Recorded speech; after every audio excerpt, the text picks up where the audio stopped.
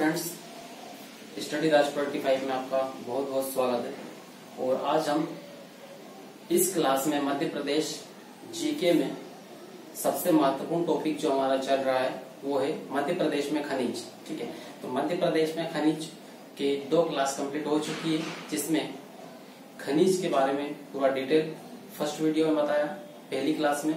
दूसरी क्लास में धात्विक खनिज पूरा कंप्लीट किया है कि धात्विक खनिज कौन कौन से हैं, और आज हम यहाँ पे कंप्लीट करेंगे अधात्विक खनिज। ठीक है, तो इस तरीके से यहाँ पे आज पूरा कंप्लीट होगा मध्य प्रदेश में खनिज का वो एक चैप्टर। ठीक है, तो अधात्विक खनिज यहाँ पे आज पढ़ेंगे। अधात्विक खनिज कौन कौन से हैं, अधात्विक खनिज क्या है, ठीक है, कौन से क्षेत्र में कौन सा खनिज अधिक मात्रा में पाया जाता है, प्रमुख क्षेत्र कहाँ पर है जहाँ से खनिज का उत्पादन होता है।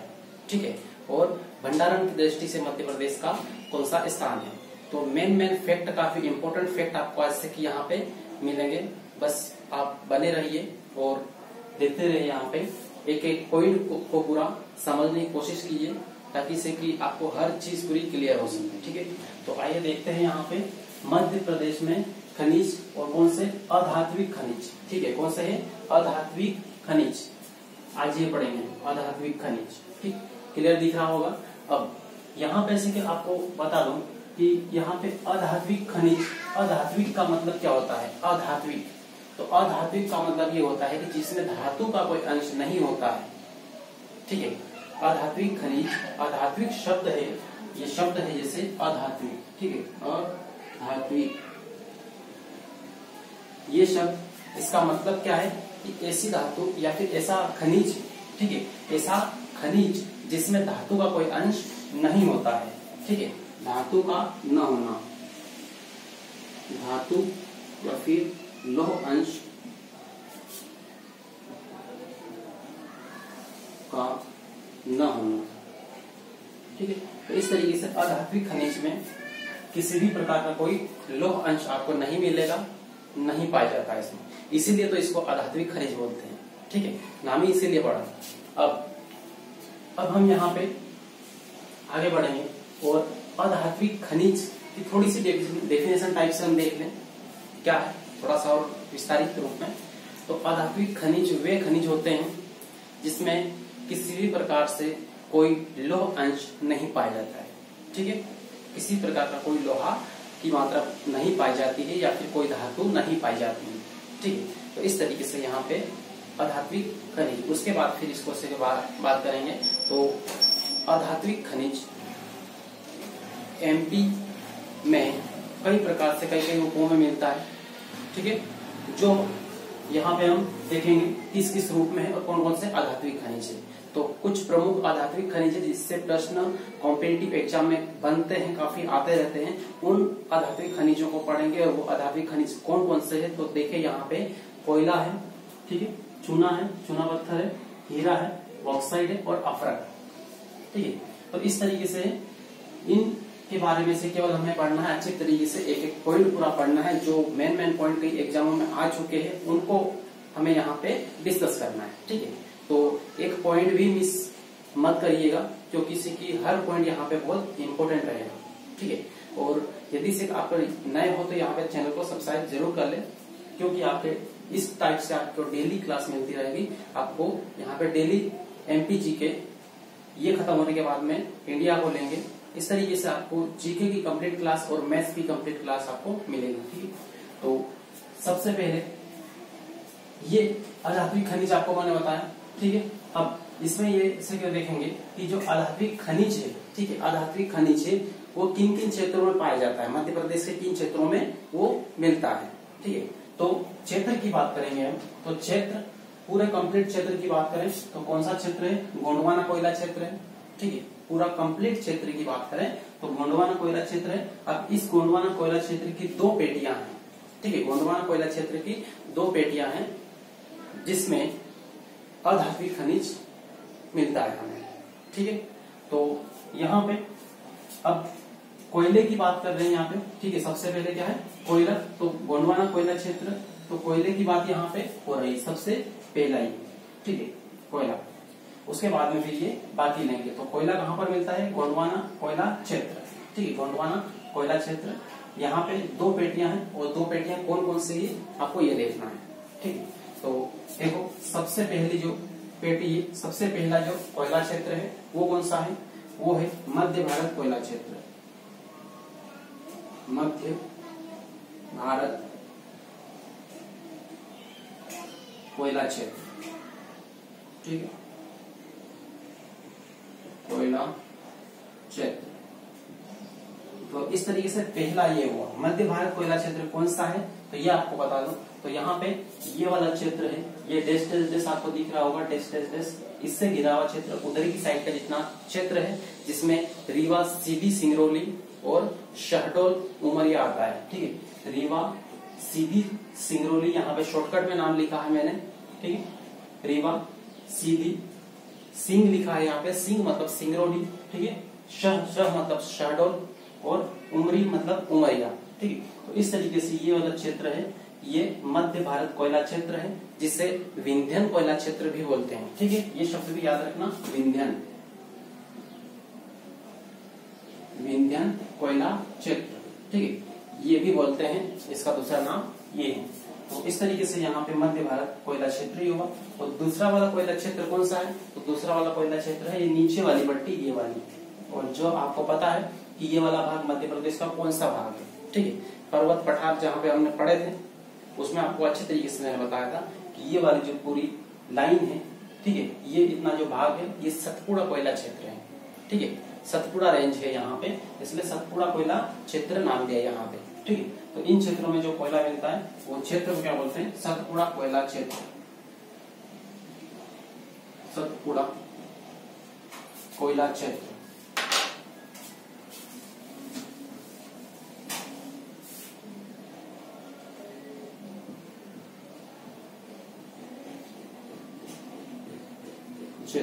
ठीक है, तो इस तरीके से यहाँ पे सतपुड़ा कोयला क्षेत्र है।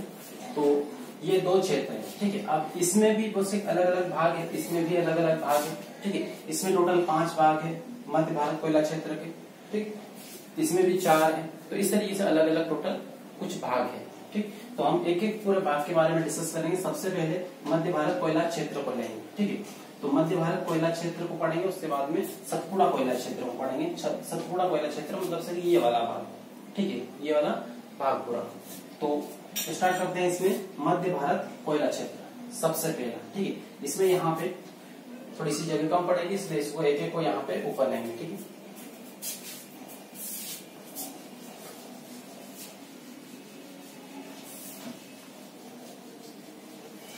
देखो मध्य भारत कोयला क्षेत्र। ठीक है, सबसे पहला हम ले रहे हैं ए, पहला। ठीक, पहला मध्य भारत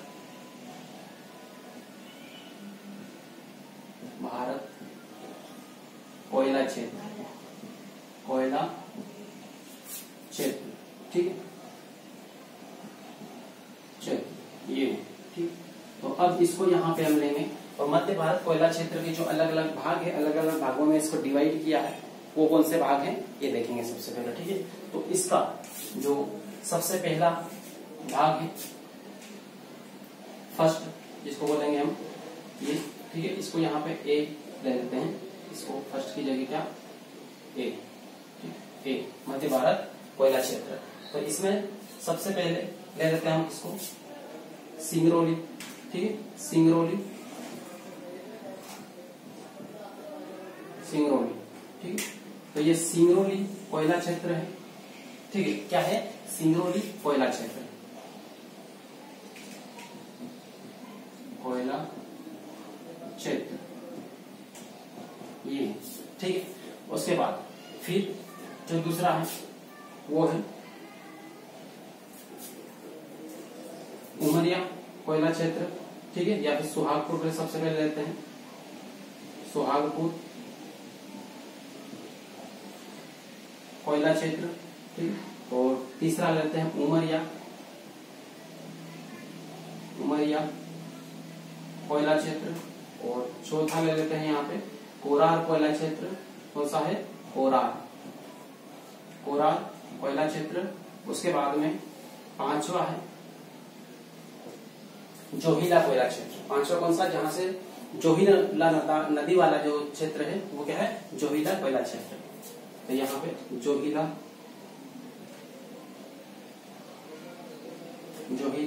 कोयला क्षेत्र। तो इस तरीके से यहाँ पे हमने लिया ये कौन सा, मध्य भारत कोयला क्षेत्र को कितने भागों में बांटा है, तो टोटल 5 भागों में बांटा है। ठीक है, टोटल कितने, 5 भागों में बांटा है, जिसमें आपको देख रहा है यहाँ पे सबसे पहला सिंगरौली कोयला क्षेत्र है।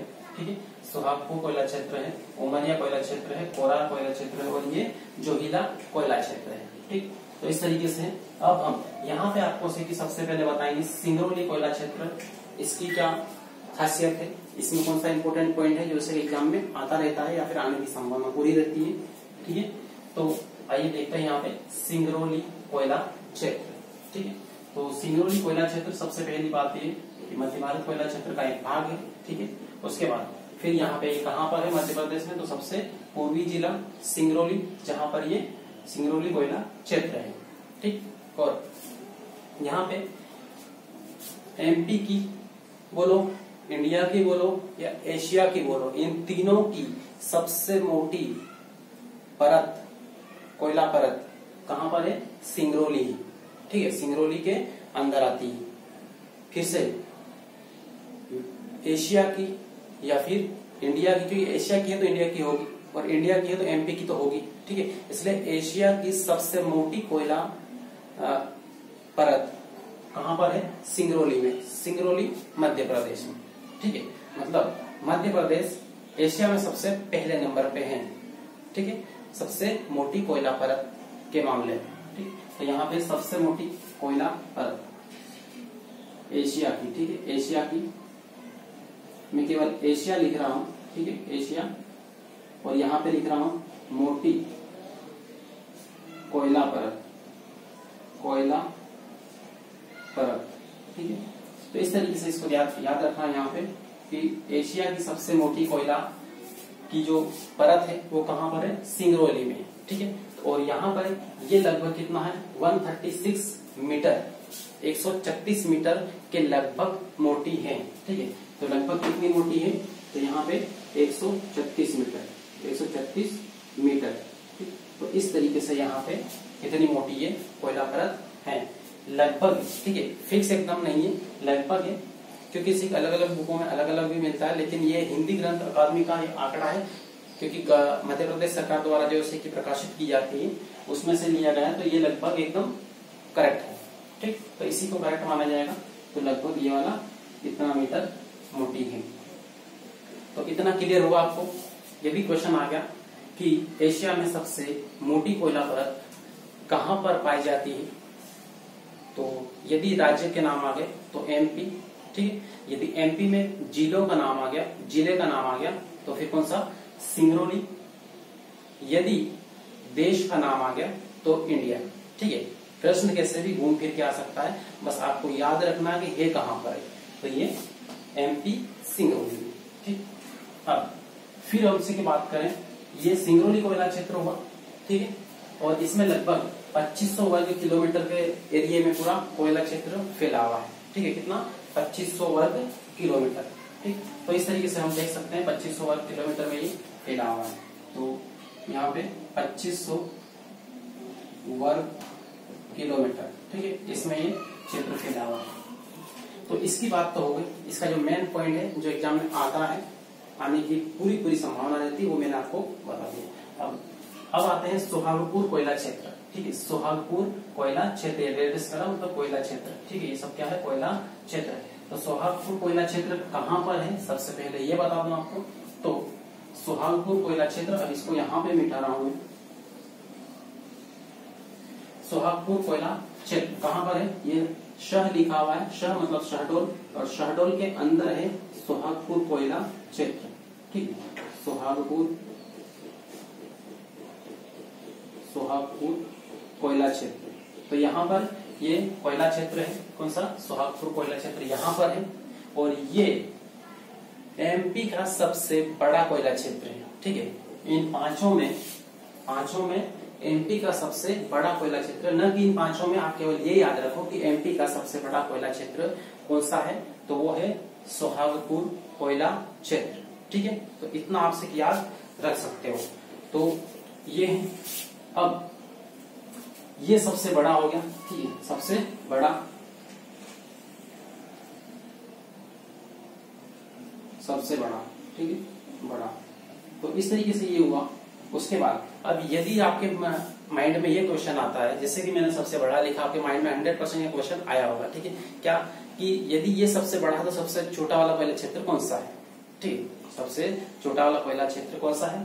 तो आपको बता दो यहाँ पे इसी के साथ में, और यहाँ पे जो उमरी लिखा है, उमरी मतलब उमरिया, ठीक है, उमरी मतलब उमरिया, और उमरिया कोयला क्षेत्र है, ये तीसरे नंबर का उमरिया कोयला क्षेत्र है। ये है सबसे छोटा कोयला क्षेत्र, ठीक है, सबसे छोटा। तो इस तरीके से यहाँ पे सबसे छोटा कोयला क्षेत्र कौन सा है, उमरिया कोयला क्षेत्र, ठीक। अब तो मेन तीनों थे, बहुत इंपॉर्टेंट है ये तीनों, ठीक है। बाकी सबको याद नहीं रखोगे तो कोई दिक्कत नहीं है, लेकिन इन तीनों को, सिंगरौली, शहडोल मतलब सोहागपुर और ये उमरिया, इन तीनों को याद रखना बहुत जरूरी है, क्योंकि 90% पूरी संभावना बनती है क्वेश्चन आने की वो इन तीनों से, ठीक, कोयला क्षेत्र की बात करें तो। बाकी अब से भी देखते हैं अगला, कोरार कोयला क्षेत्र, ठीक है, कोरार कोयला क्षेत्र। तो ये कहाँ पर है, तो ये उमरिया से 11 किलोमीटर उत्तर में है, उमरिया से 11 किलोमीटर उत्तर में है। जो उमरिया है उससे 11 किलोमीटर उत्तर में, मतलब ऊपर की साइड है, ठीक। तो ये है उमरिया से 11 किलोमीटर उत्तर में, ठीक। उमरिया नहीं, यहाँ पे लिखा मैंने, यहाँ पे लिखना है, ये उमरिया से 11 किलोमीटर उत्तर में, ठीक है, उत्तर में अवस्थित है। तो इस तरीके से कोरार कोयला क्षेत्र कहाँ पर है, तो उमरिया से 11 किलोमीटर उत्तर में अवस्थित है। उसके बाद फिर अब बात करें तो यहाँ पे जोहिला कोयला क्षेत्र कहाँ पर है, तो जो कोरार कोयला क्षेत्र है या कोरार घाटी है जिसको बोलते हैं हम, ठीक है। तो कोरार घाटी से के दक्षिण में, ये कहाँ पर है, तो ये कोरार घाटी के दक्षिण में है, या कोरार कोयला क्षेत्र के दक्षिण में है। तो कोरार क्षेत्र के दक्षिण में, ठीक है, दक्षिण में। तो इस तरीके से यहाँ पे हम ले सकते हैं, ठीक है। तो ये आपको पूरा डाटा कंप्लीट मिला। कौन सा, मध्य भारत कोयला क्षेत्र की पूरी कंप्लीट जानकारी इससे बाहर आपको नहीं मिलेगी, ठीक है। और इसी के अंदर 99% क्वेश्चन ये आने की संभावना है इसी के अंदर से, ठीक। अब इसके बाद में हम जाते हैं अगली जो पेटी थी, अगला जो कोयला क्षेत्र था, ठीक है। एमपी में 2 सिर्फ पेटियां थी, एक मध्य भारत कोयला क्षेत्र था और दूसरा सतपुड़ा कोयला क्षेत्र था। तो अब पढ़ेंगे इसको सतपुड़ा कोयला क्षेत्र, ठीक है, जिससे क्वेश्चन तो कम आते हैं लेकिन फिर भी पढ़ लेते हैं क्योंकि आ सकते हैं, संभावना है, ठीक। तो सतपुड़ा कोयला क्षेत्र लेते हैं।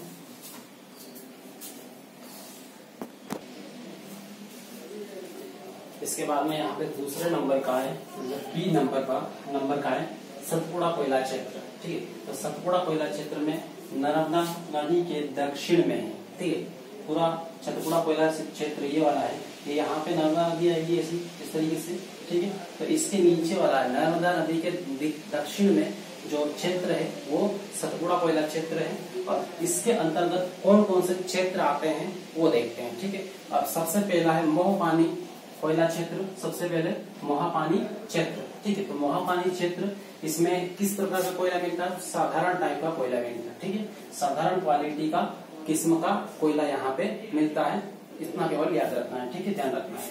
उसके बाद दूसरा है शाहपुर तवा क्षेत्र, तवा नदी के आसपास का जो क्षेत्र है, ठीक है। आपने देखा होगा तवा नदी को आपसे मान सकती, अभी आप वीडियो देख रहे हो तो पास में आपके पास मैप होगा, मैप को खोल लीजिए और देखिए, देखते जाइए और वीडियो देखते जाइए, आपको एक एक चीज पूरी 100% क्लियर होगी, ठीक है। यदि आप वीडियो देख रहे हो तो पास में मैप भी रखा है, ठीक। तो इस तरीके से ये तरीका इस्तेमाल कीजिए मैप वाला, तो ज्यादा बेटर रहेगा। तो ये तवा क्षेत्र है, ये कहाँ पर है, तो ये जो यहाँ पे बैतूल और होशंगाबाद है, इन दोनों के बीच में क्षेत्र पड़ता है, ये तवा क्षेत्र, ठीक है, तवा नदी वाला क्षेत्र। तो इस तरीके से है, और ये बैतूल प्लस होशंगाबाद इन दोनों के बीच में है। तीसरे की बात करें कान्हा घाटी, कान्हा घाटी कहाँ पर है, तो कान्हा घाटी, इसमें कौन कौन से क्षेत्र आते हैं, तो पन्नारा, निमरवेरा और छपार आदि, ठीक। तो इस टाइप से ये वाले क्षेत्र कान्हा घाटी में आएगा। उसके बाद फिर है पेंच पेंच, अब पेंच क्या है कि पेंच यहाँ पे आपने परियोजना भी पढ़ी होगी पेंच, ठीक है। तो पेंच जिसको प्रियदर्शनी बोलते हैं, इंदिरा प्रियदर्शनी इसका नाम है, पेंच परियोजना, ठीक है। तो पेंच यहाँ पे ये वाला क्षेत्र है, ये कान्हा घाटी का ही एक भाग है, ठीक है। जो पेंच घाटी है ये कान्हा घाटी का ही एक भाग है। तो इस तरीके से हम यहाँ पे इसको ले सकते हैं और सतपुड़ा का इस तरीके से केवल ध्यान रखना है। बाकी इसमें कोई ज्यादा इंपॉर्टेंट नहीं है, खास इंपॉर्टेंट जो पहले वाला मैंने बताया था इधर वाला पूरा क्षेत्र ये वाला है, ठीक है। इसके बाद आपको बता दो यहाँ पे कोयला क्षेत्र तो सब देख ली है, लेकिन लास्ट में देख ले कोयले की किस्में कितने प्रकार की होती है, कोयला कितने प्रकार का होता है, ठीक है। तो ये देखिए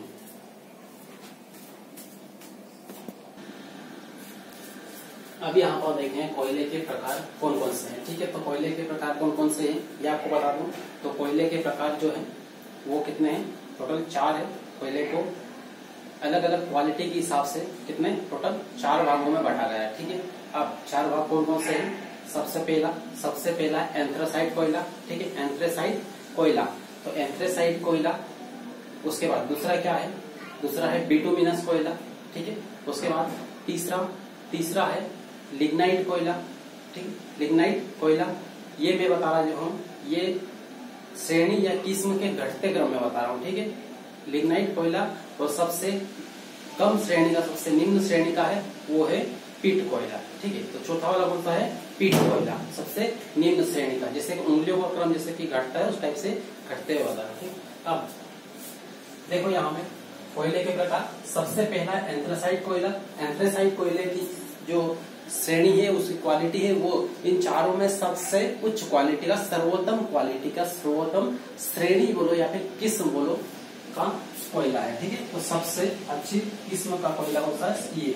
और इसमें परीक्षा में अधिकतर से पूछा जाता है, कई बार पूछा भी गया है कि जो एंथ्रासाइट कोयला है इसमें कार्बन की मात्रा कितने प्रतिशत होती है, ठीक है। तो कितने प्रतिशत होती है, 80 to 95% तक कोयले की मात्रा पाई जाती है।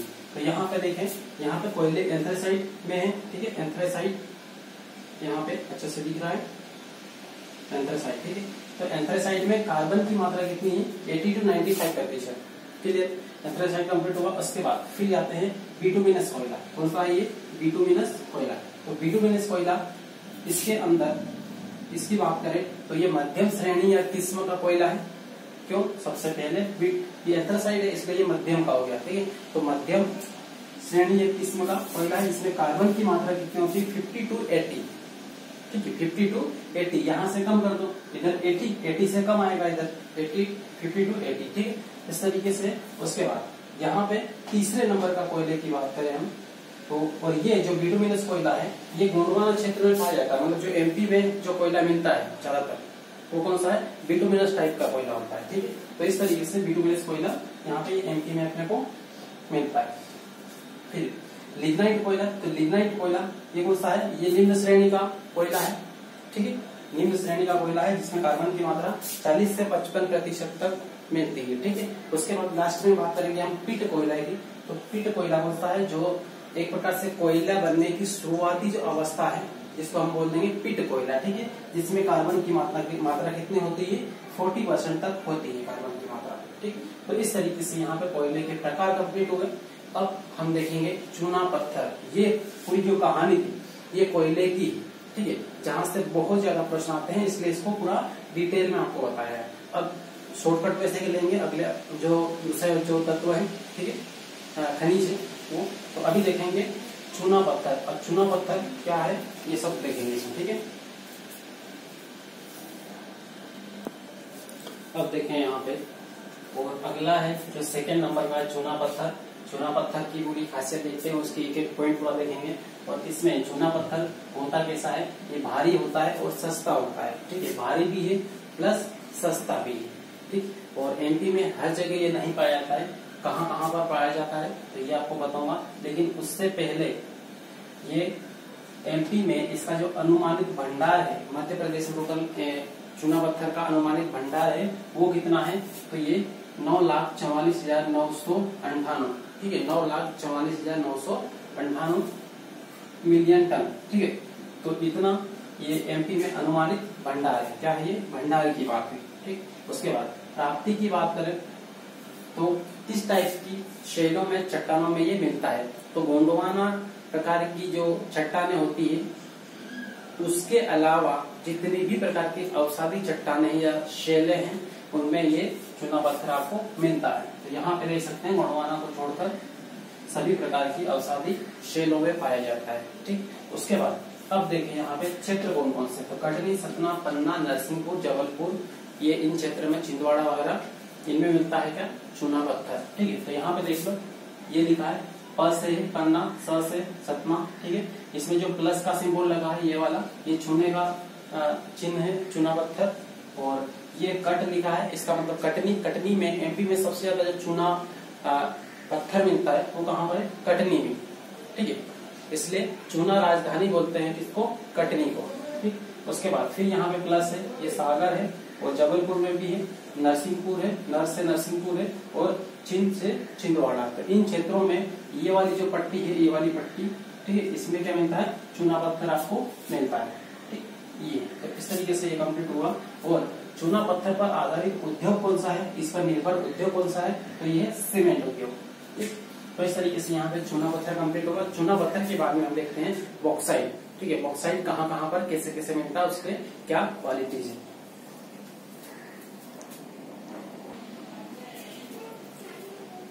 इसके बाद में यहाँ पे तीसरा है, और तीसरा जो अधात्विक खनिज है वो कौन सा है? बॉक्साइट है। ठीक है, तीसरा क्या है? बॉक्साइट है। और बॉक्साइट एक अधात्विक खनिज है जिससे कौन सी धातु बनती है? ठीक है, कौन सी? यहाँ पे एल्यूमिनियम का अयस्क है ये। ठीक है, बॉक्साइट किसका अयस्क है? एल्यूमिनियम का अयस्क है। और इसका जो रंग होता है, कलर, ये कैसा होता है? ये मिट्टी के रंग का होता है। ठीक है, मिट्टी के रंग का होता है। उसके बाद में यहाँ पे एमपी में संपूर्ण देश का कितना? 40% होता है, मतलब सर्वाधिक होता है।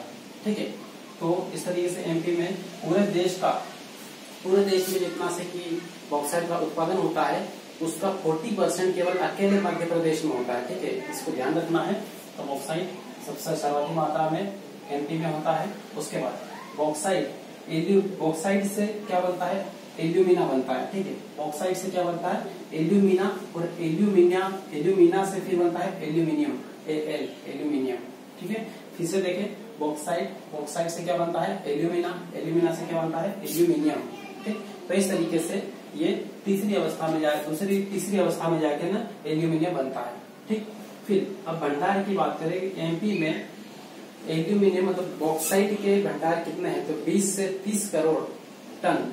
ठीक है, 20 से 30 करोड़ टन एल्यूमिनियम इसके बॉक्साइट के भंडार है। ठीक, ये है। उसके बाद प्रथम बार उत्खनन मध्य प्रदेश में कहाँ पर हुआ था? प्रथम बार उत्खनन मध्य प्रदेश में कटनी में हुआ था 1908 में। ठीक है, तो प्रथम बार उत्खनन एमपी में कहाँ पर हुआ था? कटनी में। और कब हुआ था? 1908 में। उसके बाद इसका उपयोग देख ले, तो इसका बहुत ज्यादा से उपयोग होता है समुद्री जहाजों के निर्माण में। ठीक है, उसके बाद में बर्तन बनाने में है, या फिर अन्य उद्योगों में भी इसका उपयोग होता है, अन्य सामग्री बनाने में। ठीक, तो इस तरीके से यहाँ पे बॉक्साइट पूरा कंप्लीट हुआ। तो बॉक्साइट का पूरा एक प्रकार से पूरी जानकारी डिटेल आपको मिल गई। यहाँ पे सारे फैक्ट, सारे पॉइंट आपको ध्यान रखना है। एक बार फिर से वीडियो को रिवाइज करके देख लें और उसको अच्छे तरीके से याद रखें।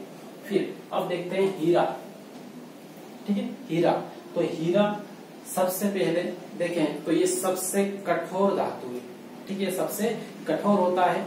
और हीरा कहाँ पर मिलता है? तो यहाँ पर आपने जब पर्वत श्रेणियां पढ़ी है, तो यहाँ पे केमूर पर्वत श्रेणी आती है, जो पन्ना, सतना में इनमें से आएगी। ठीक है, तो केमूर श्रेणी में यह हीरे का उत्खनन होता है, मतलब मिलता है। ये किन किन जिलों में है? तो पन्ना और सतना में। ठीक है, तो पन्ना में कौन सा स्थान है? तो पन्ना में स्वयं एक तो पन्ना है खुद, और दूसरा है अंगोरा, हनोता। ठीक है, दूसरा क्या है? हनोता। तो इस तरीके से पन्ना जिले में पन्ना और हनोता 2 स्थानों पर हीरे का उत्पादन होता है। फिर पास में है सतना, पन्ना के पास में इधर सतना है।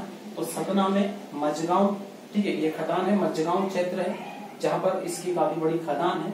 तो मझगांव क्षेत्र में इसका उत्पादन होता है, इसका हीरे का।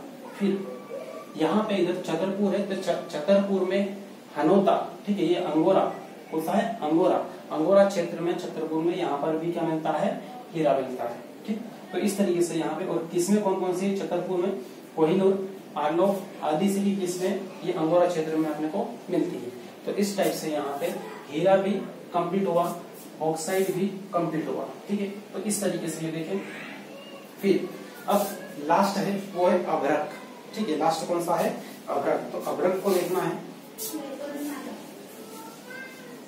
अभ्रक कहाँ कहाँ पर पाया जाता है यह देखना। ठीक है, तो अभ्रक लास्ट कौन सा है, पांचवा अभ्रक।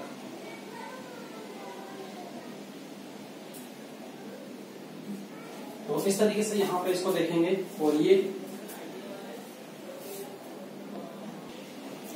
तो अभ्रक कहाँ कहाँ पर मिलता है, सबसे पहले ये देखें, अभ्रक कैसी धातु है, तो अभ्रक हल्का होता है। ठीक है, अभ्रक कैसा होता है, हल्का होता है और चमकीला होता है। ठीक है, इसकी दो क्वालिटी है, हल्का और चमकीला होता है। ठीक, और प्लस दूसरा है कि किस टाइप की चट्टानों में मिलता है, तो चट्टानों की बात करें तो ये आग्नेय व अवसादी चट्टानों में मिलता है। ठीक है, अवसादी शेडों में, ठीक, आग्नेय व अवसादी शेडों में मिलता है क्या, अभ्रक। उसके बाद में अभ्रक की जो क्वालिटी है वो है कि विद्युत का कुचालक होता है। ठीक है, विद्युत का कुचालक होता है। तो इस तरीके से यहाँ पे ये विद्युत को जहाँ पर से कुचालक वस्तुएं बनाना है, विद्युत संबंधी, मान लो कवर वगैरह से ऊपर का, तो ये सब को बनाते हैं, तो ये अभ्रक का इस्तेमाल करते हैं जहाँ पर विद्युत को से कि रोकना है या फिर से कि अन्य उपयोग में। उसके बाद फिर बोलते हैं ताप। ठीक है, अब ताप की बात करें कि अभ्रक का तापमान है बहुत उच्च होता है, मतलब बहुत ज्यादा तापमान पर ये गलता है, वैसे वैसे हल्के फुल्के तापमान पर ये नहीं गलता है। ठीक, तो इस तरीके से ये उच्च ताप सहन कर सकता है। ठीक, अब देखें यहाँ पे क्षेत्र कौन कौन से क्षेत्र देखना।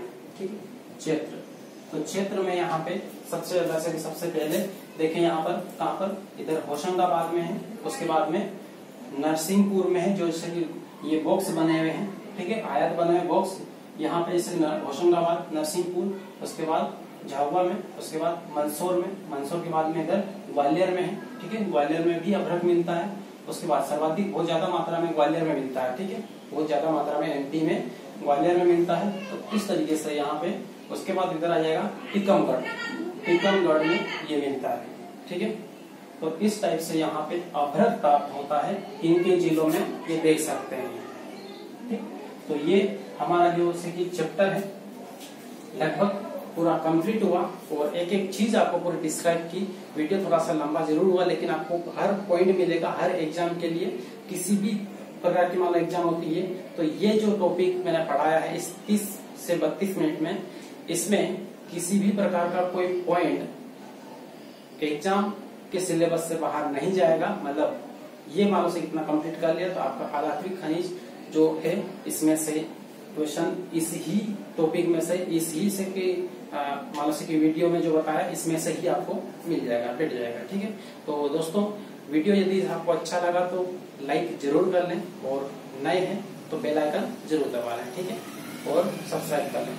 फिर से कि यहाँ पे मिलते हैं हम नेक्स्ट वीडियो में, नेक्स्ट अगले नए टॉपिक के साथ में, और तब तक के लिए आपको बेस्ट ऑफ लक।